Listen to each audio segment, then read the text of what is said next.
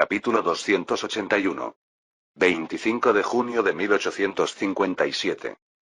El ejército de Anyang, la élite de las fuerzas de Joseon, estaba avanzando hacia Chungcheon, habiendo completado su recorrido por Anyang y toda la región de Gyeonggi. Contaban con nada menos que 6.000 hombres.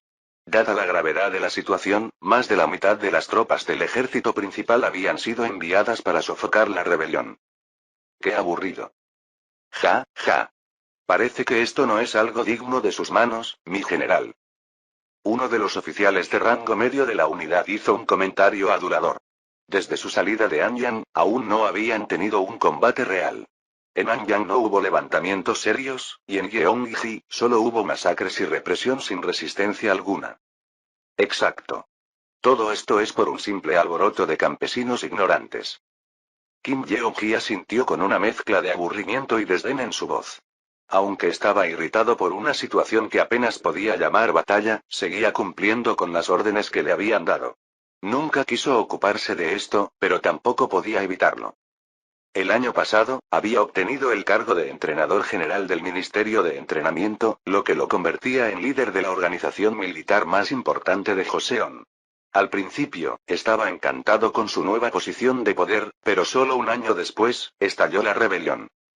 Debí haber matado a ese tal Park Gyu-soo cuando tuve la oportunidad. Kim Yeong-ji pensó que todo esto era culpa de no haber ejecutado a Park Gyu-soo. Si lo hubieran eliminado en lugar de enviarlo al exilio, nadie se habría atrevido a desafiar a los Kim de Andong. Es una rebelión bien planeada. No debes bajar la guardia. Esas fueron las palabras de Kim Ho-kun antes de partir. Pero para Kim Yeong-ji, eran advertencias innecesarias. Los rebeldes no eran más que campesinos en grupos de unas pocas decenas o, como mucho, un par de cientos. La mayoría de ellos se rendían al ver los 6.000 soldados que él lideraba. A veces mi padre parece más blando de lo que debería. Estos campesinos ignorantes que solo están siendo llevados a una muerte segura, ¿cómo podrían ser una amenaza? Después de asegurar todo Gyeonggi y entrar en Chungcheon, el paradero del líder rebelde, Park Gyu-soo, seguía siendo desconocido. General. Parece que las tropas enemigas están esperando en el paso de Himsan, cerca de la oficina del condado. El informe llegó de los exploradores de caballería. Ya que no solían llamar tropas enemigas a los campesinos, parecía que al fin iban a enfrentarse a un enemigo real. El condado de Himsan, intentan bloquear el camino hacia Chungcheon. ¿Cuántos son? Hemos confirmado alrededor de 1.000 hombres, pero podrían llegar a 2.000 con las tropas ocultas. De ellos, unos 300 portan armas que utilizan un lenguaje de Occidente, y el resto son campesinos. 2.000, y solo 300 de esos con armas.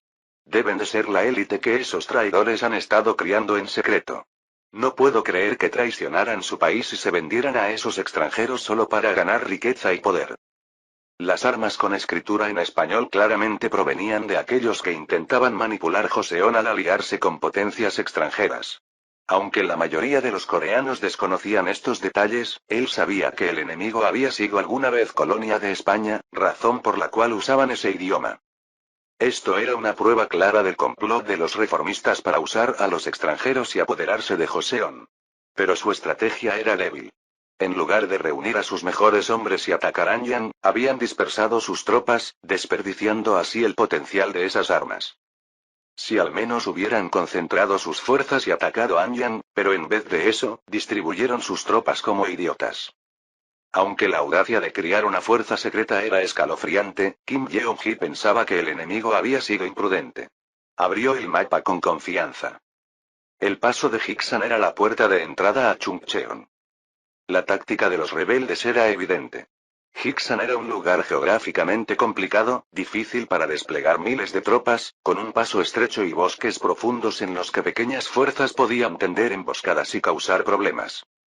Sin embargo, a Kim Yeong-ji no le preocupaba. Con 6.000 hombres, aplastar a los 1.500 hombres en el paso de Hiksan no sería un problema.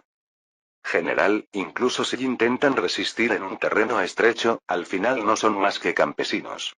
No están entrenados, así que nuestros soldados pueden derrotarlos fácilmente con pura fuerza. Kim Yeong-ji sonrió. Era exactamente lo que pensaba. ¿Qué podrían hacer campesinos con herramientas de labranza frente a soldados armados con arcos y armas? Ordenando a sus soldados que se prepararan para la batalla, suspiró profundamente mientras se sentaba. Terminemos con esto de una vez. Si se prolonga, la reputación de la capital podría verse dañada. Park Yusu estaba terminando de posicionar a sus fuerzas. Contaba con 1500 hombres. Solo unos pocos eran soldados entrenados, la mayoría eran campesinos. Se sentía culpable de enviar a estos campesinos con herramientas de labranza como armas, pero si no lograban resistir aquí, toda la estrategia se desmoronaría. Hoy debemos detener al ejército del Ministerio de Entrenamiento.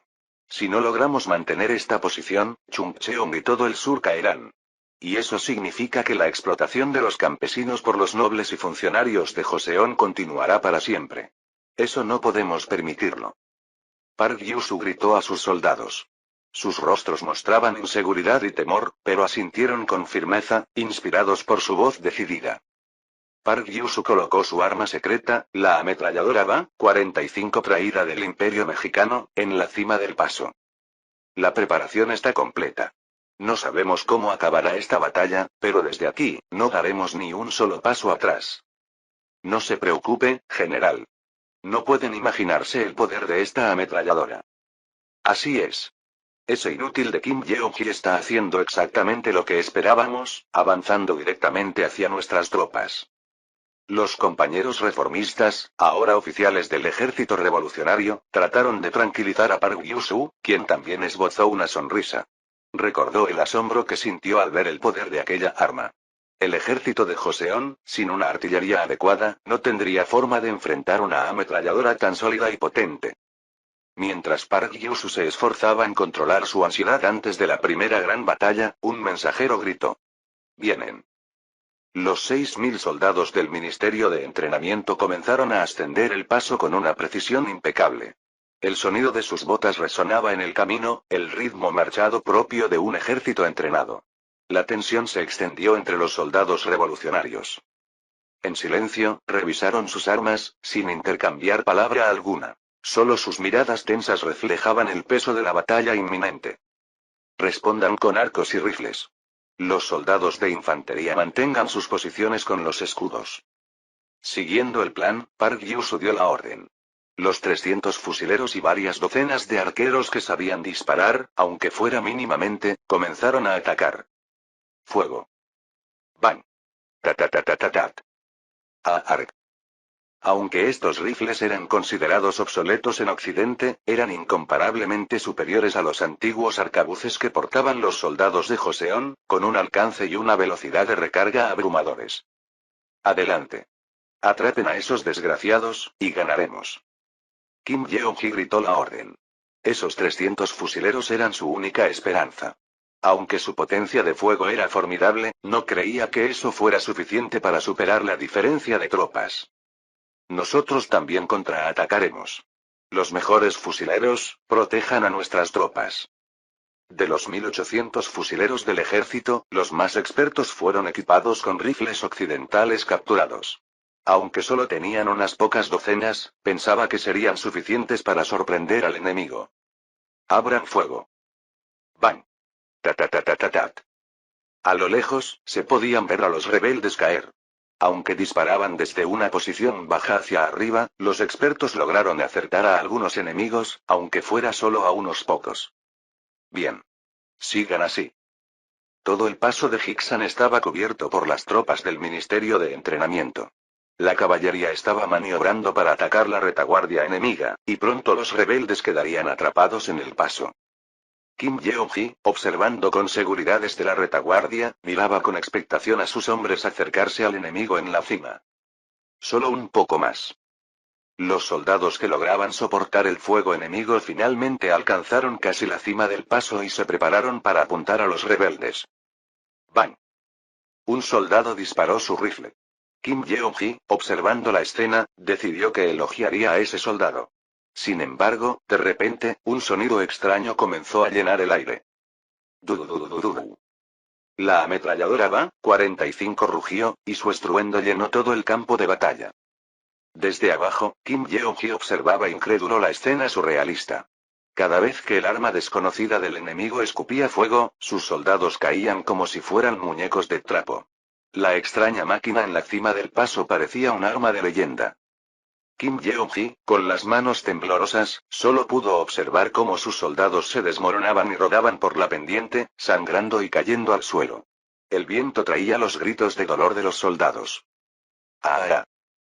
En un instante, la mitad de las tropas que habían ascendido quedaron devastadas. Los soldados, que habían subido con determinación, ahora temblaban de miedo, deteniéndose y mirando hacia atrás. La batalla había cambiado de dirección por completo. Los soldados, confundidos, empezaron a considerar una retirada. Kim Yeong-ji, con el rostro torcido de rabia, exclamó. ¿Qué clase de arma es esa? Las balas del enemigo caían sobre ellos como una lluvia incesante, y sus tropas, perfectamente entrenadas, no tenían defensa alguna. En el terreno abierto del paso, los soldados no tenían ningún refugio para protegerse de las balas. Si retroceden, los mataré a todos. Avancen. Kim Yeong-ji gritó, pero no pudo ocultar el temblor en su voz.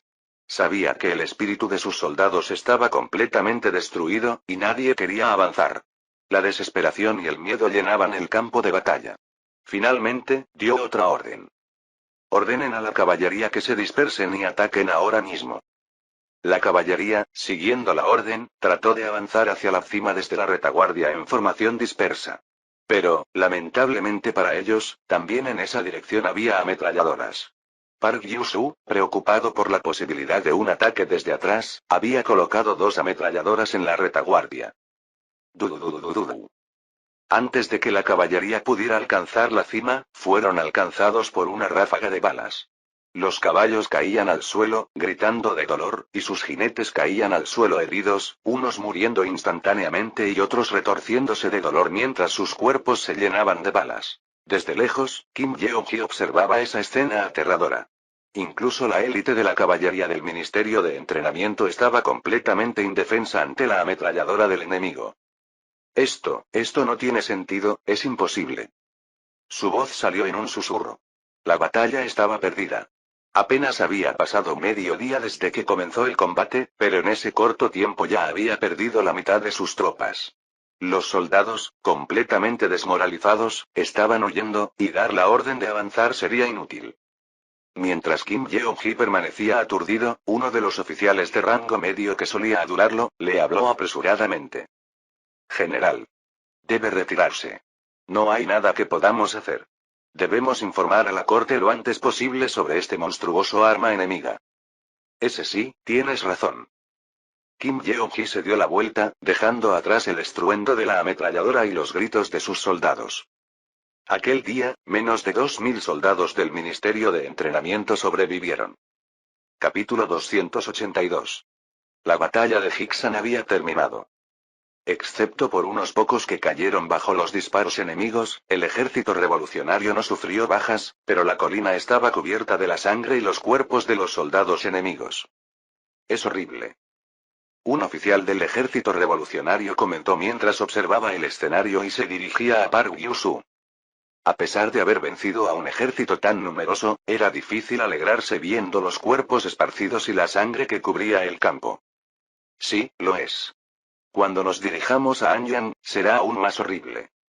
Es cierto, pero mientras tanto, Kim Yeong-ji y los oficiales del Ministerio de Entrenamiento huyeron sin un solo rasguño, y solo los inocentes han sido sacrificados. Esta escena refleja perfectamente el estado podrido de Joseon. Tienes razón. Por eso debemos golpear de manera aplastante y quebrar su voluntad para que se rindan. No es cuestión de atraerlos y matarlos a todos. Esta batalla nos ha ganado tiempo. Ahora podremos entrenar a nuestras tropas y marchar hacia Anyang. Para organizar las provincias, reunir las tropas, entrenarlas y marchar hacia Anyang, necesitarían al menos 2 meses. Dentro de 2 meses, el ejército revolucionario se dirigirá a Anyang, listo para encender Joseon en llamas. Bien. Que se ocupen de los heridos, y asegúrense de que reciban atención según la gravedad de sus heridas. A la orden, general. El ejército revolucionario no tenía heridos. Aquellos alcanzados por las balas enemigas habían muerto al recibir disparos en el pecho o la cabeza. Los heridos eran los soldados enemigos que yacían en la colina, algunos aún vivos y gimiendo de dolor a pesar de haber sido alcanzados por las balas de la ametralladora. Cuando Park Yusu comenzó a moverse, los oficiales y soldados del ejército revolucionario recorrieron el campo para encargarse de los restos de la batalla. Pocos días después, en la corte de Joseon, se enteraron de la aplastante derrota del ejército que Kim Yeong-hee lideraba. En otras circunstancias, los ministros habrían comenzado a criticar al comandante derrotado, pero el Salón del Trono permaneció en silencio. Después de todo, el comandante era Kim Yeong-hee, el hijo adoptivo de Kim Joakun. Kim Joakun, frente al rey, permanecía en silencio, con el rostro enrojecido de ira. Los ministros, e incluso el rey, no sabían cómo reaccionar. En silencio, Kim Joakun leía una y otra vez la carta que relataba los detalles de la batalla y el resultado. Aunque no mostró sus emociones, el mal humor de Kim Joakun era evidente en su rostro. No se supo cuánto tiempo pasó hasta que, finalmente, Kim Joakun recuperó la calma habitual. Había organizado sus pensamientos y emociones, y habló. Es cuestión de tiempo para que los traidores pongan sus ojos en Anyuan. Todos habrán leído los carteles, así que saben bien lo que sucederá si perdemos. Muchos de los presentes eran los mismos que criticaban en los carteles. Durante décadas, la familia Kim de Andong había controlado Joseon. Como el general del Ministerio de Entrenamiento, muchos de los altos cargos en la corte solo estaban disponibles para la familia Kim de Andong y sus aliados cercanos. Aunque algunos funcionarios no formaban parte de esta red, eran una minoría. Si el ejército revolucionario llegaba a Anyang, prácticamente todos los presentes enfrentarían la muerte o un destino extremadamente severo. Incluso el rey no estaba seguro de su futuro. Según el tono de los carteles, los revolucionarios parecían considerarlo un cómplice en la crisis actual debido a su incompetencia. Escuchen bien lo que voy a decirles. Reúnan todas las tropas disponibles, sin dejar a un solo hombre, y prepárense para la batalla. Recluten a tantos hombres jóvenes como sea posible en Anyang y Gyeonggi y entrénenlos. Si China estuviera en una posición estable, podría haber ayudado a Joseon, pero sabían que China no tenía capacidad para prestar apoyo en este momento. Tenían que movilizar todo el poder central de Joseon para vencer. Pongan carteles en todo el país. Si es necesario, hagan que los nobles se mezclen entre la gente y actúen como civiles. Kim Joakun estaba dispuesto a soportar la humillación de imitar la estrategia del enemigo. El mensaje debe ser el siguiente. Los traidores, que se hacen llamar ejército revolucionario, han recurrido a la ayuda extranjera de un poder llamado Mutseoga para arrasar Joseon. En la reciente batalla de Jinsan, usaron esas armas extranjeras para masacrar a nuestros inocentes compatriotas. Además, están conspirando para abolir las clases sociales y arrebatarles las tierras a los terratenientes. Si los traidores ganan, nadie podrá conservar su propiedad ni su vida, y se iniciará una era cruel. Que todos los patriotas se dirijan a Anyang, muestren su lealtad al país y unan fuerzas para salvar a Joseon. Era un plan para movilizar a los nobles de todo el país. Aunque muchos ya estaban luchando contra la revolución, la aplastante mayoría de campesinos hacía difícil resistir. Kim Joakun pensaba que sería mejor reunir a todos los nobles en Anyang y hacerlos participar en la batalla final que decidiría el destino de Joseon. Cuando todos salieron para ejecutar sus órdenes, Kim Joakun se dirigió al rey. Majestad, podría ser necesario que pronto deje este país temporalmente. Prepárese para ello. Después de varios días de viaje en tren, llegaron a su destino, Los Ángeles. Uf, qué suerte que la estación está en buen estado. Es sorprendente lo útil que resulta esa cosa que llaman ingeniería antisísmica. Cuando suspiré y comenté en voz baja, Diego respondió con un tono incómodo. La vista de Los Ángeles era completamente diferente a la que recordaba. Un gran terremoto a principios de este año había destruido la ciudad en pleno desarrollo y sus alrededores. Afortunadamente, el epicentro estaba a 80 kilómetros al norte, en una zona sin asentamientos. Me siento un poco culpable por haber tardado tanto en venir, ocupado con la guerra y el manejo de los restos de la misma. Ya habían pasado casi 6 meses desde el terremoto. Ha estado muy ocupado, sin duda. La gente estará conmovida con solo verlo aquí ahora. Justo después del terremoto, el príncipe Enrique también vino a visitar. Sí. Ese muchacho me aligera la carga de alguna manera. Recordaba algunos detalles sobre la historia de esta región, pero no el terremoto, probablemente porque en mi vida pasada Los Ángeles y sus alrededores no estaban tan desarrollados en esa época. Por lo general, si no había víctimas significativas en un desastre, no se registraba con detalle en la historia. Los Ángeles apenas había aprovechado la fiebre del oro y seguía siendo una ciudad pequeña, lo que significaba que el daño no habría sido tan relevante como para quedar registrado.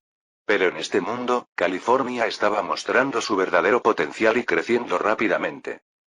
Prácticamente todas las familias en el imperio ya habían recibido casas o tierras gracias a los asentamientos promovidos, lo que fomentaba tanto la agricultura independiente como la urbanización.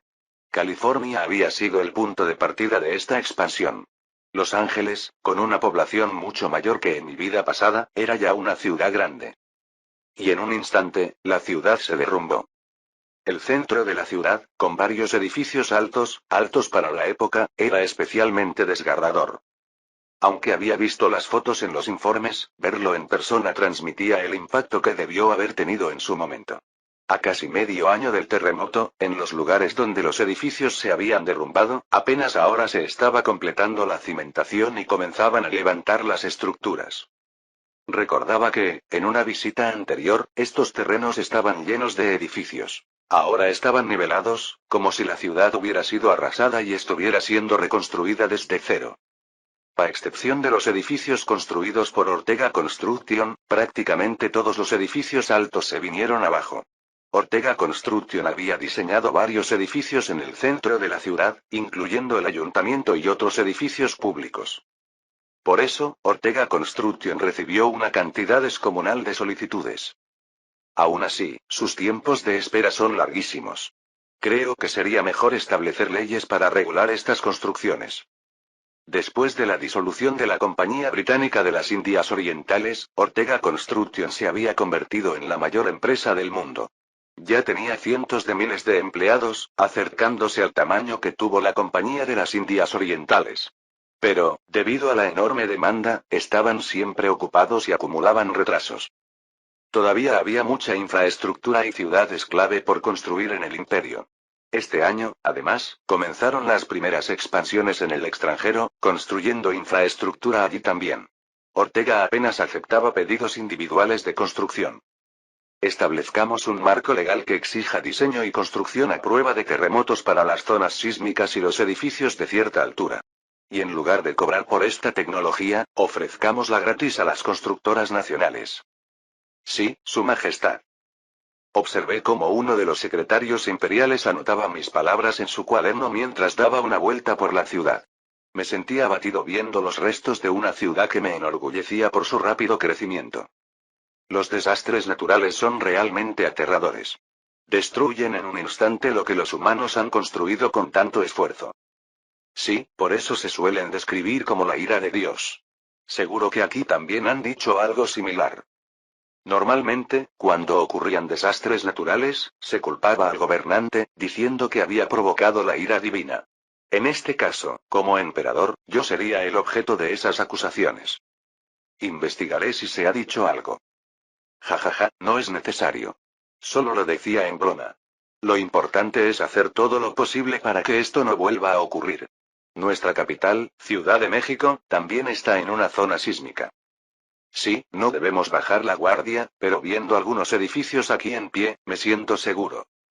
Aunque no recordaba este terremoto en California, siempre tenía presente el riesgo de terremotos en Ciudad de México. En la capital, supervisé personalmente el diseño y la construcción de los edificios, además de destinar una gran cantidad de recursos a los trabajos de desarrollo. Y el momento de probar esos esfuerzos se acercaba. El próximo año, en 1858, Ciudad de México sufrirá un terremoto devastador, de una magnitud estimada de 7,9. Lo recordaba bien, porque en mi vida pasada ocurrió en medio de una guerra, causando muchas víctimas y daños. Si no logramos superar ese terremoto y la capital se desploma como ocurrió aquí en Los Ángeles, podría ser la primera gran grieta en el camino sólido que ha seguido nuestro imperio. Aunque hay cierta inquietud, confío en que, gracias a nuestras preparaciones, podremos superarlo. Así es, no estoy muy preocupado. Pero debemos estar siempre preparados, pensando que un terremoto puede ocurrir en cualquier momento. Tiene razón. Ah, hablando de eso, parece que aquí en California, además de los terremotos, también son comunes las inundaciones. Tal vez deberíamos preparar un manual de respuesta para eso también. ¿Inundaciones? Un estudioso nativo de California que colaboró en la elaboración del manual contra terremotos lo mencionó en su informe. Dijo que, además de los terremotos, aquí en California se producen inundaciones periódicas que causan grandes daños. Entonces, debemos prepararnos para inundaciones también, espera. De repente, lo recordé. La inundación que estaba por venir. ¿Cómo pude olvidarla? Al pensar en la preparación contra desastres naturales, la inminente amenaza de los terremotos en Ciudad de México había ocupado toda mi atención. Pero, tan amenazante como ese terremoto, había otro desastre natural que se aproximaba. La gran inundación de California. Se trata de uno de los peores desastres de inundación en la historia de Estados Unidos, más allá de California. En diciembre de 1861, comienza a llover en California, y no se detiene durante 45 días. Todo el estado se ve envuelto en esta inundación. En la historia original, el nivel del río en Sacramento subió hasta 8 metros, y la ciudad entera quedó sumergida bajo 2,7 metros de agua.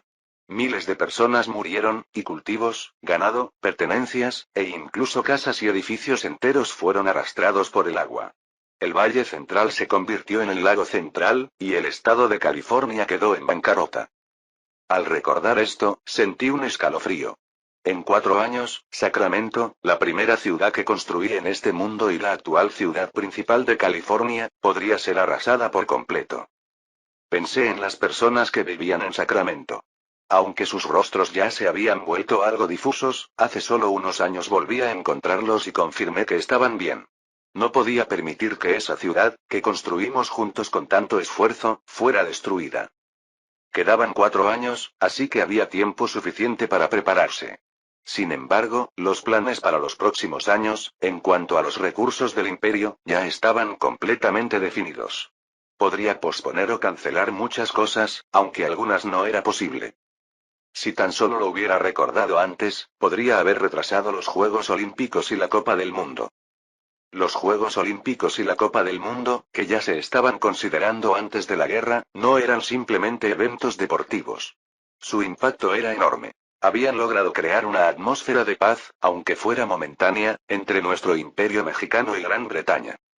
Para mostrar al mundo el orden global liderado por nuestro imperio mexicano, no había nada mejor que estos 2 eventos deportivos internacionales, así que se había decidido llevarlos a cabo. Los Juegos Olímpicos se celebrarían en 2 años, y la Copa del Mundo, en 4. Ya habíamos recibido confirmación de los países de todo el mundo, así que no había marcha atrás. Si no hay otra opción, podría posponerlos aunque sea vergonzoso. Me detuve por un momento, reflexionando. Empecé a pensar que quizás no sería necesario posponer ni cancelar los Juegos Olímpicos ni la Copa del Mundo. En el área de California, había una infraestructura de agua mucho más sólida y amplia que en la historia original. Presas, embalses, diques, e incluso sistemas de drenaje de gran escala. Con una infraestructura de recursos hídricos mucho más avanzada que la original, si fortalecemos aún más, arreglamos ríos, arroyos y lagos, y gestionamos bien los canales de agua. Aún así, no podía confiarme. Necesitaba ver con mis propios ojos, como ingeniero civil, si era realmente posible evitar que el Valle Central se convirtiera en un lago y, si lo era, cuán difícil sería. Diego, ya que estamos aquí, pasaremos por Sacramento. Prepárate. Capítulo 283. Habíamos llegado a Sacramento. En la historia original, esta ciudad había sido eclipsada por San Francisco, pero en este mundo, Sacramento se había convertido en la primera ciudad que construí en el núcleo de California, transformándose en una gran metrópoli. Ver su crecimiento siempre me llenaba de orgullo. La ciudad estaba llena de mercados vibrantes y edificios de 5 a 10 pisos de altura, y las calles estaban llenas de gente. Es realmente un desarrollo asombroso, Su Majestad. Diego comentó, también asombrado. Lástima que aquellos primeros edificios que construimos hayan desaparecido. Cuando lo mencioné en tono de broma, Diego se rió. En cualquier caso, aquellos edificios ya no encajarían en una ciudad de esta magnitud, ¿no cree? En ese entonces, construimos pensando en la expansión, pero eran estructuras pequeñas hechas con madera de los alrededores. Los edificios actuales ya no se parecían a los que vi en mi última visita. En realidad, la ciudad había sido reconstruida 2 veces desde entonces. En las tierras donde se asentaron los primeros colonos ahora se alzaban edificios altos. No era de extrañar que aquellos pioneros se hubieran vuelto ricos. Así es. Pero todo esto podría venirse abajo de un momento a otro, igual que en Los Ángeles. Sacramento, en especial, es vulnerable a las inundaciones. Sí, el Valle Central se encuentra en una depresión, por lo que el agua tiende a acumularse fácilmente. Diego también conocía bien la geografía de la zona, ya que en algún momento consideró vivir allí con su familia. Si ocurriera una inundación masiva, toda la ciudad podría verse arrasada de una vez. Sin embargo, eso no significaba que no hubiera soluciones. Con los conocimientos y técnicas de ingeniería civil modernos que había reservado para casos especiales, podría evitarse el desastre. Y si logramos aprovechar todos esos recursos hídricos, sería aún mejor. Aunque California a veces sufre inundaciones, en general, es una región seca. La gran inundación representaba tanto una amenaza como una oportunidad. La gran inundación de aquí a 4 años no era un simple desastre. En la historia original, alteró de forma casi permanente la geografía de California. Si aprovechábamos adecuadamente esa enorme cantidad de agua, podríamos hacer de California, ya de por sí próspera, una tierra aún más fértil. Después de recorrer brevemente la ciudad, comencé un exhaustivo recorrido de inspección por Sacramento con los ingenieros de Ortega Construction. Esta inspección iba más allá de revisar la geografía. Su propósito era evaluar rigurosamente la probabilidad de una inundación. Las riberas están bien mantenidas, pero los diques son demasiado bajos. ¿No se desborda el río cada vez que llueve un poco? Primero, recorrimos las orillas del río Sacramento. Las riberas, rodeadas de parques amplios y árboles, servían como lugar de recreo para la ciudad. Sin embargo, parecía que, si el nivel del agua subía, el río se desbordaría fácilmente. Así es, Su Majestad. El parque se inunda con frecuencia. Respondió un ingeniero local de Sacramento. Anótalo. Luego, nos dirigimos a la zona baja del Valle Central. Aquí, el agua de las montañas circundantes fluía de manera natural, acumulándose en esta depresión. Debido a la baja altitud, el riesgo de inundación era elevado.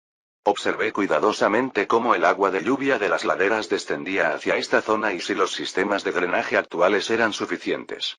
Los canales de drenaje existentes parecían inadecuados para manejar grandes volúmenes de agua en temporadas de lluvia intensa. Como sospechaba, este lugar también es vulnerable. Por último, inspeccioné las principales tierras agrícolas de Sacramento. Estas tierras eran una fuente crucial de alimentos para la ciudad, pero su baja altitud las hacía extremadamente vulnerables a las inundaciones. Recorriendo Sacramento y sus alrededores, inspeccioné minuciosamente los factores de riesgo natural y empecé a desarrollar posibles contramedidas. Después de esta inspección, entendí mejor las características y vulnerabilidades de cada área. Con este tipo de terreno, una lluvia un poco más intensa de lo normal podría desencadenar una inundación, ¿no crees? Sacramento, como mencionó Diego, no solo recibía agua de las montañas circundantes, sino que también era una ciudad propensa a múltiples causas de inundación. Los ingenieros parecían haber notado la gravedad de la situación. Sacramento ya tiene recursos hídricos abundantes, algo poco común en California, y cuando llueve, el río tiende a desbordarse. Si las nevadas de las montañas se derriten debido a cambios climáticos, podría desencadenarse un desastre, Su Majestad. Exacto. Entonces, lo siguiente es inspeccionar los diques, presas y sistemas de drenaje que ya están construidos. Inspeccionamos detalladamente el estado de los diques, presas y canales de drenaje. En particular, presté atención a las presas, ya que un colapso podría causar una catástrofe irreparable. Aunque confiaba en su construcción, el desastre inminente era una de las mayores inundaciones de la historia, así que no podía confiarme y revisé todo con meticulosidad. Estos diques también parecen bajos. Ahora se ven bien, pero este tipo de infraestructura siempre debe estar preparada para los desastres. Si cada vez que ocurre un desastre estas estructuras se desmoronan, ¿qué le ocurrirá a la ciudad? Empezaremos los trabajos de refuerzo de inmediato. Observé varios puntos que no cumplían con mis estándares. Aunque no participé directamente en la construcción, y la calidad no estaba a la altura de mis expectativas, me parecía insuficiente para enfrentar una inundación masiva. Fortalecer solo esta zona no será suficiente. Coordina con el Ministerio de Infraestructura para desarrollar un plan integral. En los próximos 4 años, reforzaremos todas las presas, diques y sistemas de drenaje existentes para soportar una gran inundación. Y, si es necesario, construyan más infraestructuras. También es imprescindible reorganizar los ríos y canales. Su Majestad, cuando dice gran inundación. Me refiero a una situación en la que, debido a fenómenos climáticos extremos, llueva sin parar por más de 45 días en invierno, y toda la nieve de la Sierra Nevada se derrita. En estas condiciones, el Valle Central podría convertirse en un gigantesco lago. Los ingenieros tragaron saliva, impresionados por el nivel de catástrofe que les estaba describiendo. Si no fuera el emperador con un historial de logros, probablemente pensarían que era una locura, ya que nunca había ocurrido un desastre de tal magnitud en la historia. Pero esa clase de desastre sucedería realmente. Aunque había cambiado la historia, los fenómenos naturales como los terremotos o las grandes inundaciones no cambiarían, así que había que prepararse. Lo entendemos. Colaboraremos con el Ministerio de Infraestructura para desarrollar el plan y le informaremos, Su Majestad. La respuesta fue apropiada, pero no era suficiente para mi urgencia. No, ven conmigo a Ciudad de México y comencemos las reuniones de emergencia de inmediato. No había tiempo que perder. Quedaban solo 4 años y 4 meses. Para construir infraestructuras de gran escala, como presas, ese tiempo era limitado. Teníamos que comenzar de inmediato. Así, los ingenieros de Ortega Construction en California fueron enviados de inmediato a la capital, Ciudad de México. Al regresar a Ciudad de México, convoqué una reunión de emergencia. Estaban presentes los ministros y subsecretarios del Ministerio de Infraestructura y del Ministerio de Finanzas, el presidente de Ortega Construction y el personal de cada departamento involucrado. ¿Plan integral de recursos hídricos para California?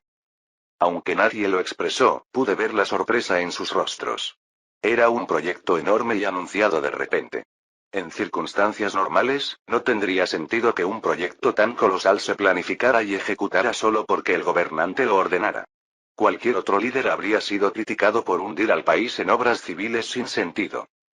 Pero, como el emperador que convirtió al imperio mexicano en la potencia más grande del mundo, podía hacer esto posible. Después de la sorpresa inicial, nadie en la sala se atrevió a oponerse. Todos los presentes eran veteranos con experiencia, y juntos discutieron cómo preparar las defensas necesarias para minimizar los daños si se presentaba un desastre de la magnitud que mencioné. Como siempre, el problema no era el dinero, sino el personal. Con solo 4 años y 4 meses, era difícil construir y poner en funcionamiento una gran presa. Optamos por construir varias presas de tamaño medio en lugar de una enorme, como la presa Over de la historia. Pero esto requería una cantidad descomunal de mano de obra. Y no solo para las presas. Diques, canales de drenaje, embalses, barreras contra inundaciones y la adecuación de ríos y arroyos. Todo esto necesitaba trabajadores en grandes cantidades. El Ministerio de Infraestructura y Ortega Construction calcularon una estimación aproximada de la mano de obra necesaria y me informaron. 5 ciudades clave tendrán que quedar en espera.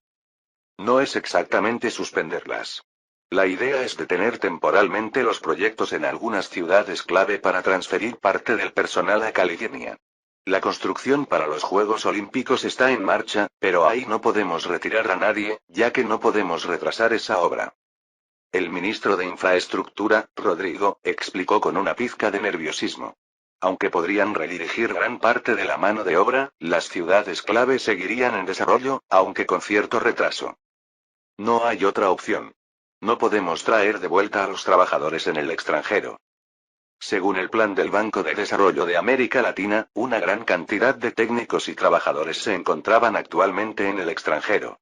Me hubiera gustado contar con ellos, pero traerlos de regreso y volver a enviarlos después consumiría demasiado tiempo. Al final, la única opción era retirar trabajadores de otros proyectos nacionales. Dentro de los proyectos nacionales, la construcción de ciudades clave requería mucha mano de obra, y el proyecto de California que ordené necesitaba incluso más personas que 2 de estas ciudades juntas. La construcción para los Juegos Olímpicos también empleaba una cantidad de mano de obra comparable a la de las ciudades clave, pero al tener una fecha límite tan estricta, desviar personal ponía en riesgo la fecha de inauguración y la calidad de la obra. No hay alternativa.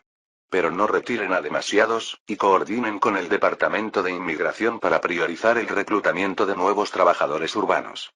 Los trabajadores de las ciudades clave son quienes se asentarán en ellas. Por ahora, suspendan las migraciones de colonización. Gracias por su comprensión, Su Majestad. Ahora procederé a explicar la distribución de la mano de obra. La reunión continuó. Escuché los informes del Ministerio de Infraestructura y Ortega Construction y ajustamos ideas para encontrar soluciones prácticas. La reunión se prolongó hasta altas horas de la noche, requiriendo numerosos debates y reajustes para coordinar las acciones. También fue necesario diseñar una estrategia de colaboración entre diferentes departamentos para distribuir la mano de obra de manera eficiente y construir las infraestructuras a la mayor brevedad posible. El ministro de Infraestructura, Rodrigo, explicó detalladamente el plan para construir nuevos diques y presas para protegerse contra la gran inundación. Según su informe, los diques y presas nuevas trabajarían junto con las instalaciones actuales para formar un sistema de protección contra inundaciones más efectivo en caso de desastre. Así pasó el tiempo. El Ministerio de Finanzas emitió bonos para financiar el proyecto, y arquitectos y trabajadores de todo el país fueron enviados a California. Octubre de 1857. Con el inicio de las obras en California, pude al menos respirar aliviado, aunque aún quedaba mucho por hacer. Ahora quedan 8 meses para el gran terremoto. Pronto, la inevitable catástrofe llegaría a la capital. Pero era un desastre que había previsto y para el que me había preparado durante años. Se trataba de un terremoto de magnitud estimada en 7,9. En aquel tiempo no había equipos de medición precisos, así que no se pudo calcular con exactitud, pero era solo 0,1 puntos menos que el umbral para considerarlo un megaterremoto. Sin embargo, permaneceré aquí en Ciudad de México, junto a mi gente. Hubo un tiempo en que pensé en evacuar a toda la población de la capital, pero con el tiempo me di cuenta de que eso podría ser peligroso. Aunque utilizara intermediarios para proponer la evacuación, al final, sería yo quien tendría que aprobarlo, ya que soy el único con la autoridad para ordenar una evacuación total. Al final, solo aumentará el número de quienes piensen que soy un profeta. Hay una gran diferencia entre ser un emperador prudente que prioriza la seguridad y ser un emperador que predijo un desastre y evacuó a la población. El primero es un tema de habilidades, pero el segundo entra en el ámbito de la religión. Recientemente, algunos seguidores no solo me apoyaban, sino que se habían vuelto fanáticos. Si llegaran a creer que predije un desastre como un profeta, las consecuencias podrían convertirse en una catástrofe para el futuro del imperio, tan grande como el propio terremoto. Sentía una tensión que no había experimentado ni siquiera al declarar la guerra contra el Imperio Británico. Capítulo 284. Oye, esos tipos parecen dirigirse a Anyang. ¿Son plebeyos o nobles? Parecen nobles. Aunque intentaron disfrazarse, no lograron ocultarse bien. Llevaban ropa limpia, como si les resultara impensable ensuciarse, su piel era clara y, sobre todo, llevaban arcos y flechas. Sí, seguro que van a Anyang. ¿Van rumbo a Anyang? Los nobles intentaron ignorar a los campesinos y seguir su camino, pero estos no tenían intención de dejarlos ir. Los rodearon. Señor noble. ¿Crees que no sabemos que vas a Anyang para unirte al ejército allí? Obstaculizar el camino de un noble y hablarle de esa forma era algo impensable hace solo unos meses. Pero el viento revolucionario que se propagó como un incendio forestal arrasó con las provincias de Joseon. Incluso los últimos soldados de la región norte, que resistían obstinadamente, terminaron uniéndose al ejército revolucionario después de ser persuadidos y al reconocer la corriente a favor de la revolución. El comandante en jefe de los revolucionarios, Park Yu-soo, visitó personalmente el norte y prometió eliminar por completo la discriminación contra las regiones de Amyeong y el norte de Joseon. Enciérrenlos. Malditos plebeyos. Desgraciados. Cuando los campesinos, con sus manos sucias de tierra, tiraron de sus ropas, los nobles no pudieron contenerse y empezaron a proferir insultos. Acabaron encarcelados junto a otros detenidos. Aunque la mayoría de los ciudadanos ya creía que el pueblo apoyaba al ejército revolucionario, aún había quienes marchaban hacia Anyang para salvar a Joseon. Al principio pensábamos que todos eran nobles. Esos miserables y sucios traidores. Uno de los campesinos, observando a los detenidos, comentó con desprecio. Odio más a esos traidores que a los propios nobles. Los revolucionarios y el pueblo pensaban que todos los que se dirigían a Anyang eran nobles, pero había una cantidad sorprendente de plebeyos. Increíblemente, algunos plebeyos, al ver que el ejército revolucionario proponía abolir la esclavitud y las clases sociales, rechazaban la idea de que los esclavos y las clases bajas se volvieran sus iguales. Déjalos. Una vez que tomemos Anyang y establezcamos un nuevo mundo, que se queden ahí y vean cómo se desmorona Joseon. Sí, que lo vean desde su prisión mientras Joseon cae en ruinas. Con el ejército revolucionario dominando ya la región de Gyeonggi, el gobierno de Joseon decidió concentrar todas sus fuerzas dentro de la fortaleza de Anyang. Solo restaba la batalla final. Así que simplemente vamos a rendir todo lo que está fuera de Anyang. Un oficial de bajo rango de Anyang preguntó a su superior, incapaz de aceptar la idea. Sí. El poder militar de esos traidores es formidable. Aquí es donde debemos resistir. Entiendo. La fortaleza de Anyang ni siquiera rodeaba toda la ciudad. Las murallas principales, que incluían las 4 grandes puertas, Sungyemun, Eunjinjimun, Sukjeonmun y Donuimun, apenas cubrían el palacio, los edificios gubernamentales, los mercados y las residencias de los nobles. Fuera de la fortaleza, había aún mucha gente. Sin embargo, no evacuaron a toda la población dentro de la fortaleza. Solo reclutaron a hombres adultos que pudieran luchar, mientras que los demás fueron abandonados. 26 de octubre de 1857. El ejército revolucionario, liderado por Park Gyu-soo, finalmente rodeó la fortaleza de Anyang. Tras la victoria decisiva en la batalla de Jingsan, la moral de los revolucionarios estaba por las nubes. Con campesinos entrenados y reformistas uniéndose desde todo el país, el ejército creció rápidamente hasta 80.000 hombres. Y aunque muchos más deseaban unirse, las fuerzas se limitaron a esta cantidad para asegurar el abastecimiento y la organización. Sin embargo, el número de defensores en la fortaleza de Anyang no era pequeño. Con los restos del ejército del Ministerio de Entrenamiento, las tropas de Oyeoncheon y Chongyoncheon, nobles y plebeyos de todo el país, y los reclutados a la fuerza en Anyang y la región de Gyeonggi, había un ejército de 50.000 soldados defendiendo la fortaleza. General, no hay necesidad de atacar la fortaleza de Anyang y derramar sangre. Si esperamos, pronto se quedarán sin provisiones. Las fuerzas revolucionarias superaban a las del ejército central, por lo que atacar la fortaleza significaría asumir pérdidas innecesarias. Después de todo, el gobierno de Joseon había reunido un gran ejército para enfrentarlos.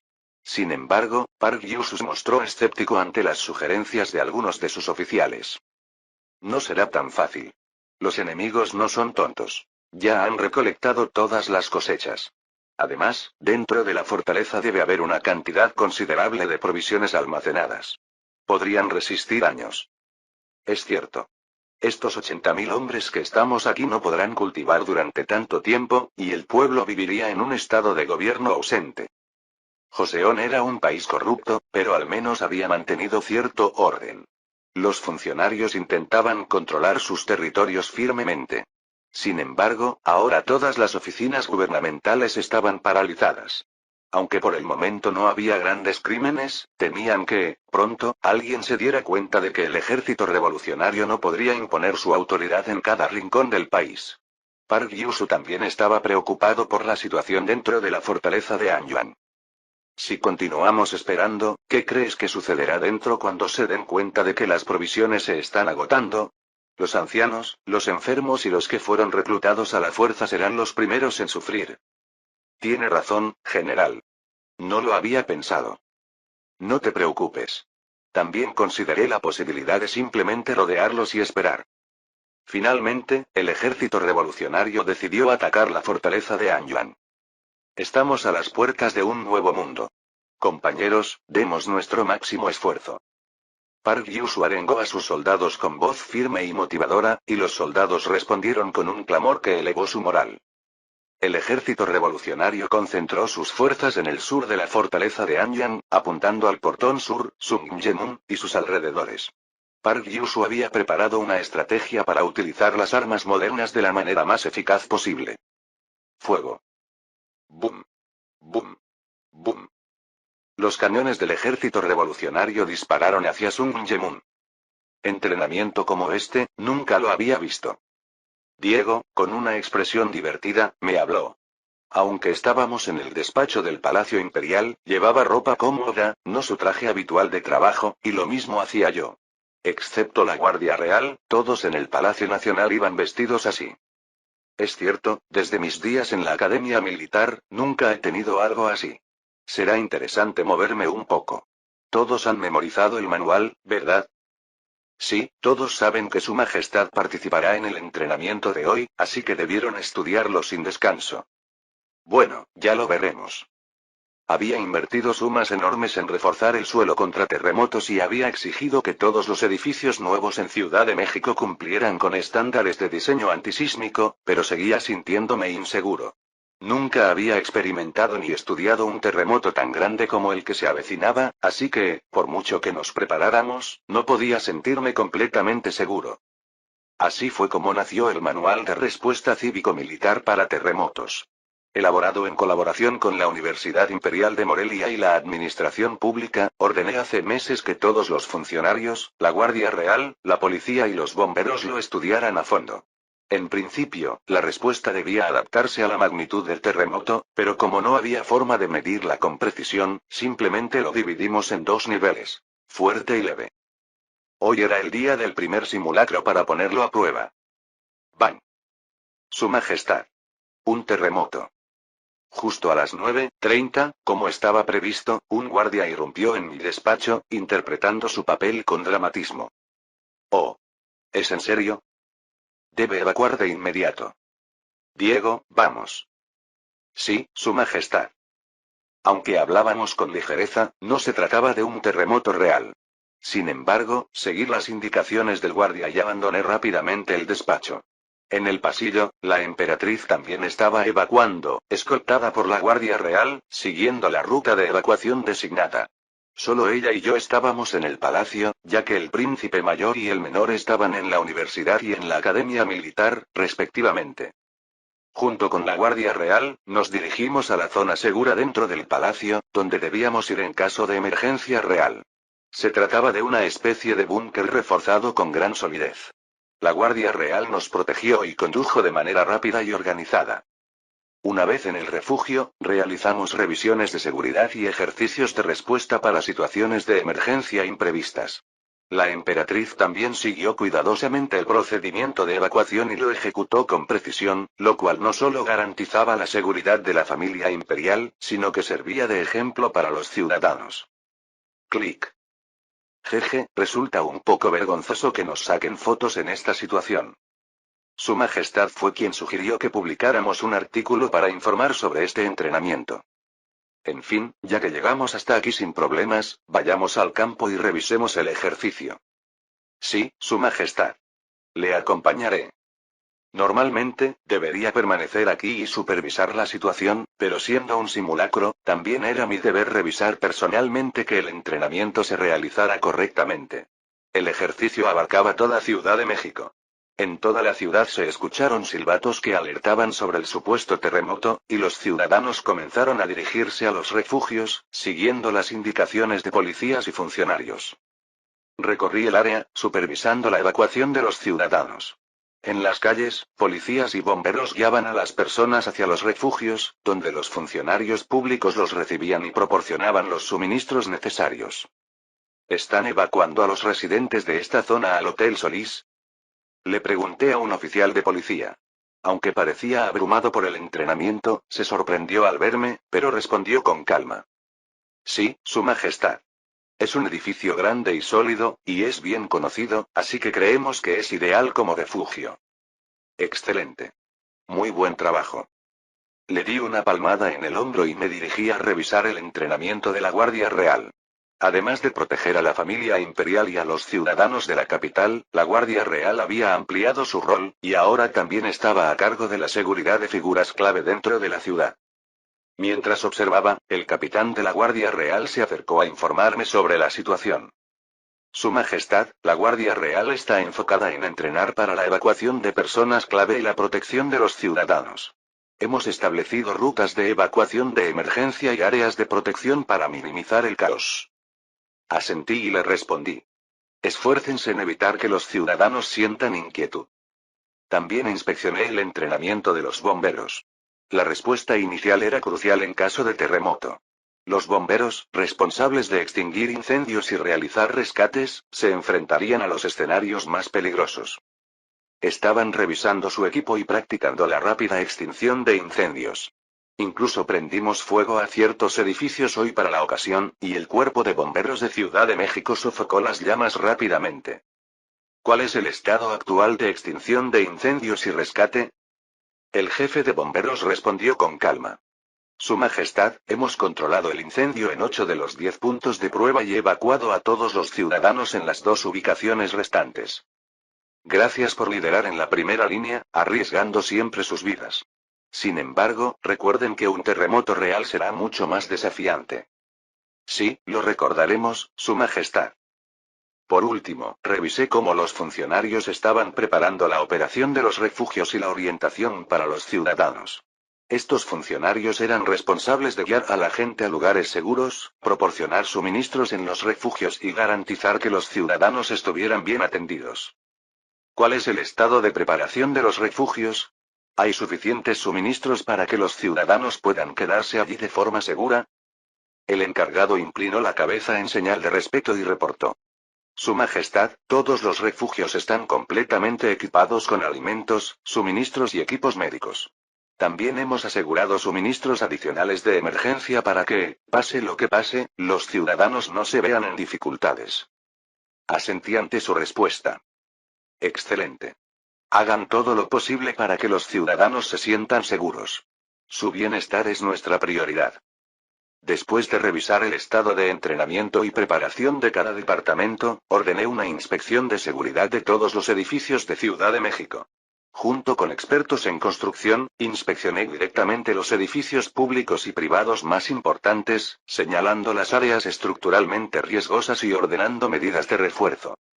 Finalmente, todo estaba listo. Lo único que quedaba era esperar a que el terremoto llegara realmente. Nadie podía prever lo que sucedería cuando golpeara, pero habíamos hecho todo lo posible para prepararnos. Ahora, era momento de enfrentar la prueba de la naturaleza. Capítulo 285.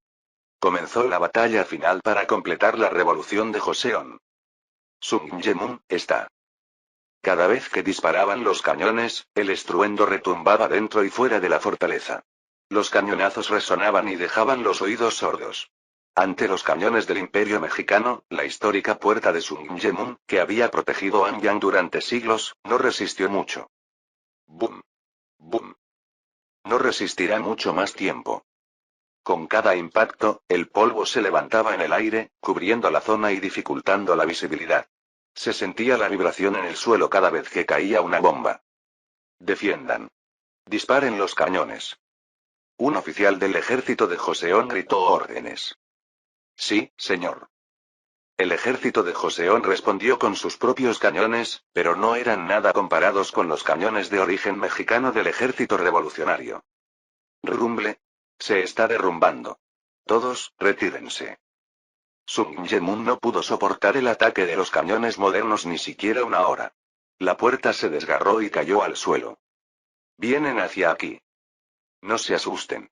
Mientras tengamos los muros, el enemigo no podrá avanzar fácilmente.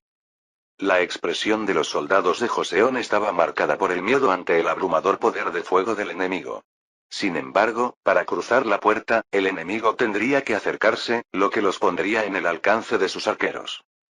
Aunque ahora la distancia de disparo del enemigo era mucho mayor, lo cual obligaba a los soldados de Joseon a esconderse detrás de las murallas sin poder disparar sus flechas, había miles de arqueros nobles altamente entrenados en esta batalla.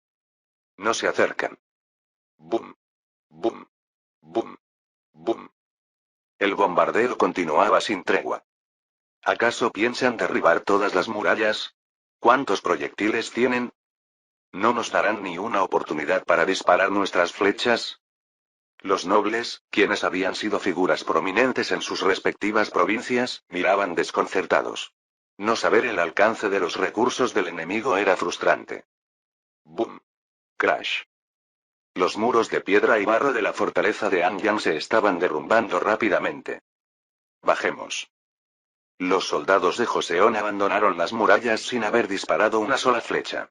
Pero fue un error. Kaboom. ¿Qué es eso? La ira del cielo. Los revolucionarios se acercaron a las murallas y lanzaron algo que causó una explosión masiva. Llamas se elevaron hasta el cielo con un estruendo que nunca antes habían oído. No solo los reclutas forzados, sino incluso los nobles, que se mantenían firmes ante las armas abrumadoras del enemigo, perdieron la voluntad de luchar. Es el momento. La muralla está completamente destruida. Adelante. A la orden de Park Gyu-soo, el ejército revolucionario se lanzó hacia la entrada, iniciando su entrada en la fortaleza. Dentro de la fortaleza de Anyang, se desató una feroz batalla. El ejército de Joseon luchó con toda su fuerza. Muchos combatían con la firme convicción de que, si perdían contra esos traidores, Joseon estaría acabado. Los oficiales hicieron todo lo posible para mantener la moral del ejército. Reunieron a los nobles guerreros y los alentaron a luchar para proteger el honor y las propiedades de sus familias. Defender Anyang es el honor de nuestras familias y el último orgullo de Joseon. Luchen todos. El comandante en jefe del ejército de Joseon, Shin Nak-shin, levantó la voz. Debido a que Kim Yeong-ji, quien fuera comandante del Ministerio de Entrenamiento, estaba castigado por órdenes de su padre, Kim Hwa-geun, Shin Nak-shin, el comandante del ejército Eoyeon, fue puesto al mando de esta batalla. A pesar de sus palabras, la inquietud era evidente en el rostro de los soldados de Joseon. Estaban abrumados por la cantidad y la determinación del ejército revolucionario. Incluso los soldados reclutados a la fuerza intercambiaban miradas, listos para huir o esconderse en cualquier momento. Bang. Clic. Bang.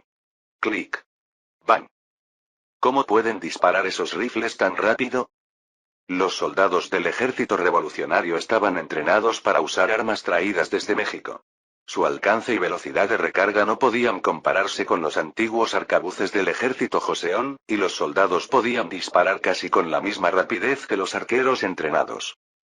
En especial, los francotiradores del ejército revolucionario, quienes habían recibido entrenamiento constante, apuntaban a los principales comandantes del ejército Joseon, mermando su moral con cada disparo preciso. Francotiradores, el objetivo son los comandantes enemigos. Ordenó Park Gyu-soo mientras entraba directamente en la ciudad. Los disparos resonaron, y los comandantes del ejército Joseon cayeron uno tras otro, colapsando rápidamente sus líneas de defensa. Las batallas estallaban en cada calle. El ejército revolucionario se movía ágilmente por los callejones y los angostos pasajes de la ciudad. Los soldados se deslizaban por los estrechos caminos, esquivando la vista del enemigo, y en el proceso se encontraban cara a cara con los soldados de Joseon que los esperaban en emboscada. Ahí vienen. Prepárense. Gritaban los soldados de Joseon, apuntando con sus arcos y rifles en los callejones apretados, pero los francotiradores del ejército revolucionario contraatacaban rápidamente, neutralizándolos con precisión. Los disparos y los gritos resonaban en cada rincón mientras los revolucionarios luchaban con todas sus fuerzas para abrirse paso. En un callejón, un soldado revolucionario logró esquivar una flecha justo a tiempo y se encontró cara a cara con un soldado de Joseon. Ambos cayeron al suelo en un forcejeo, hasta que el soldado revolucionario logró sacar una daga y someter a su oponente. Con el grito de su comandante, los soldados revolucionarios, agotados pero decididos, avanzaron de nuevo. El ejército Joseon había establecido defensas alrededor de las plazas y edificios gubernamentales principales, pero cuando el ejército revolucionario introdujo sus cañones en la ciudad, esas defensas comenzaron a desmoronarse ante el abrumador poder de fuego. Los soldados de Joseon, en medio del caos, comenzaron a retroceder, y el ejército revolucionario no perdió la oportunidad de perseguirlos y derribar sus líneas defensivas. En cuanto las puertas de la ciudad se abrieron, una gran fuerza revolucionaria ingresó.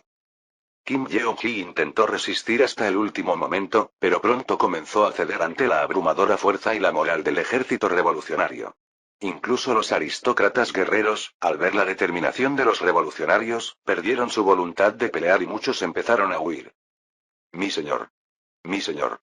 No podemos resistir más. Debemos escapar. Clamaban los altos funcionarios, buscando desesperadamente a Kim Ho-geun, pero no lograban encontrarlo. No encontramos al señor Kim. Exclamaron. ¿Y su majestad tampoco está, acaso? Kim Ho-geun, Kim Yeong-ji y otros miembros de la familia Andong Kim, así como el rey y su familia, habían desaparecido. Kim Jo-geun había escapado aprovechando el momento en que las tropas revolucionarias se concentraron cerca de la puerta Sunmunjemun. Todo ha terminado. Informen que nos rendimos, dijo Park Kyushu con calma.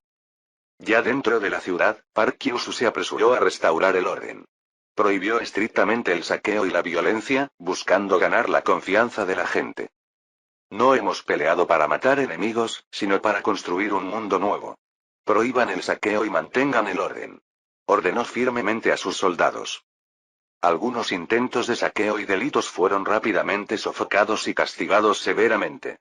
Por el contrario, en cada rincón de la ciudad, los soldados revolucionarios ayudaban a los ciudadanos aterrados, asegurando su protección. Un soldado se acercó a una mujer que sostenía en brazos a su hijo. No se preocupe, ahora están a salvo. Nosotros cuidaremos de usted y de su niño, le aseguró con calidez. La mujer, con lágrimas en los ojos, inclinó la cabeza en señal de gratitud. Park Kyushu decidió dirigirse directamente a los ciudadanos reunidos en la plaza de la ciudad.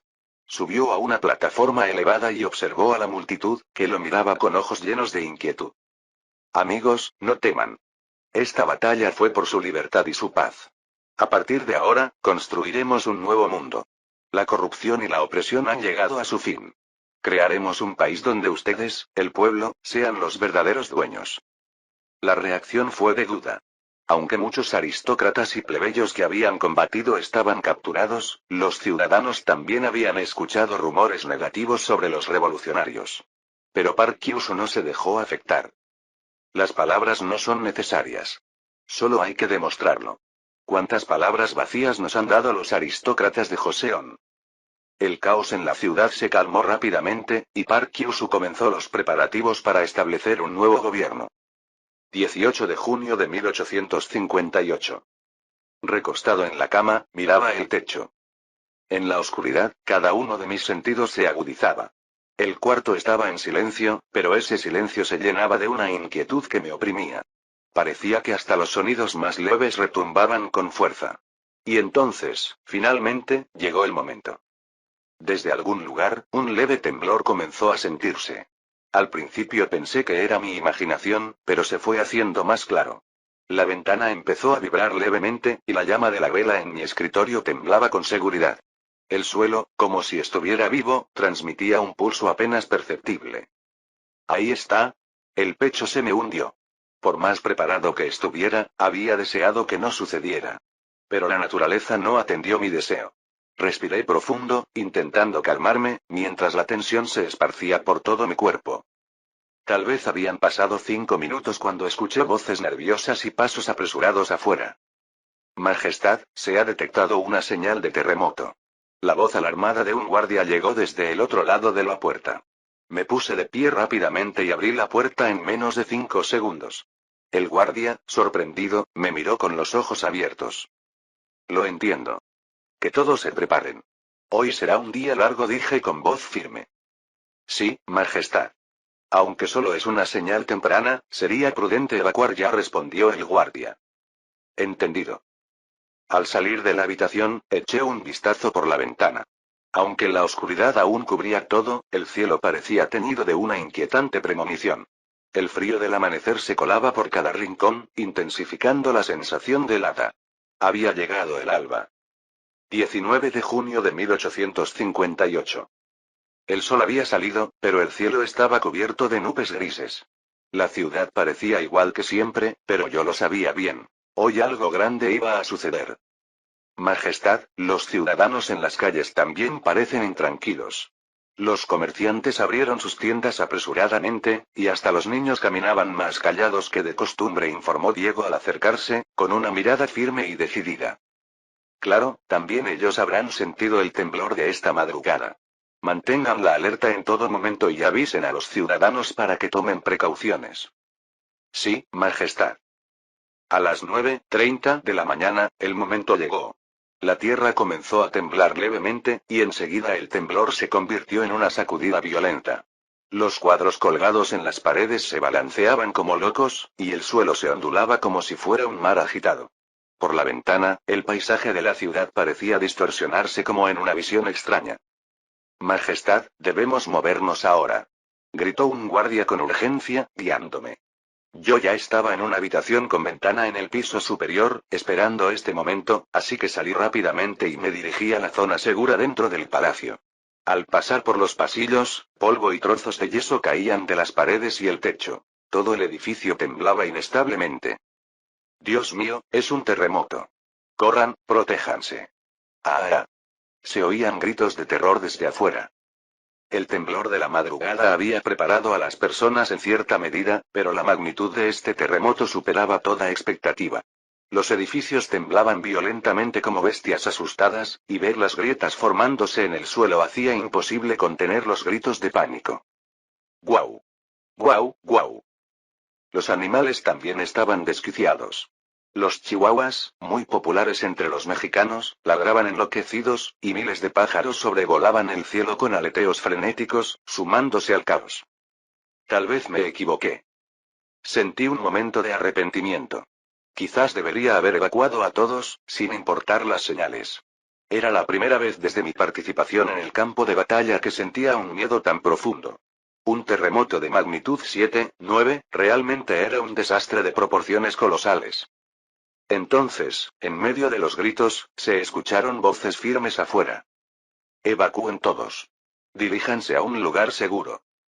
Los guardias y policías gritaban a todo pulmón, guiando a los ciudadanos con valentía, ocultando su propio temor. Bien. Si todo se desarrolla como planeamos, el daño no será tan grande. Majestad, la emperatriz está a salvo. Ha sido evacuada a la zona segura, informó Diego al acercarse. Me alegra oírlo. A partir de ahora, movilicen todos los recursos para ayudar a los ciudadanos, ordené. Sabía que ya estaban actuando como habíamos entrenado, pero a veces es importante mostrarles que estoy presente y preocupado por ellos. Sí, Majestad. Los informes no dejaban de llegar al refugio. Majestad, afortunadamente, no tenemos informes de edificios completamente derrumbados hasta ahora. Es un alivio. Sin embargo, las noticias no siempre eran buenas. Se reportaban incendios en varios puntos de la ciudad, y el número de heridos no paraba de crecer. Muchos ciudadanos estaban lesionados, pero también los policías, bomberos y guardias que corrían por las calles en su misión de rescatar personas y extinguir el fuego.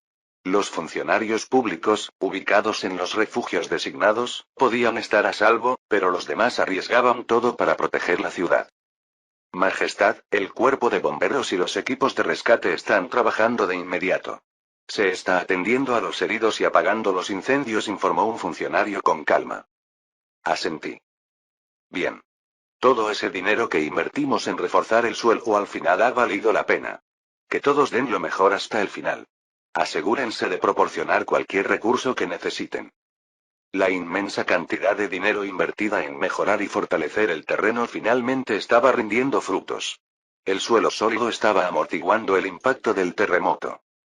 Con el paso del tiempo, la situación comenzó a estabilizarse, aunque el proceso no fue fácil. Los policías y guardias, preocupados también por sus familias, ayudaban a los ciudadanos sin dudarlo.